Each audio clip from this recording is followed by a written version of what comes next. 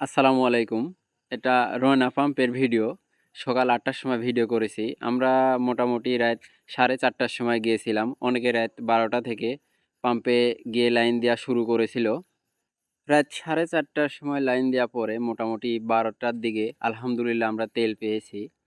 আপনারা পরবর্তী সময়ে যারা তেল নিতে যাবেন অবশ্যই গাড়ির কাগজ এবং ড্রাইভিং লাইসেন্স এবং হেলমেটটা সাথে নিয়ে যাবেন। আজকে কিন্তু পাম্পে জরিমানা করেছে। জানি না এরকমভাবে আর কতদিন তেল নিতে হবে। মোটামুটি 600 থেকে 700 গাড়ি সিরিয়াল দিয়েছিল। শুনলাম পাম্পে নাকি 6000 লিটার তেল নামছে।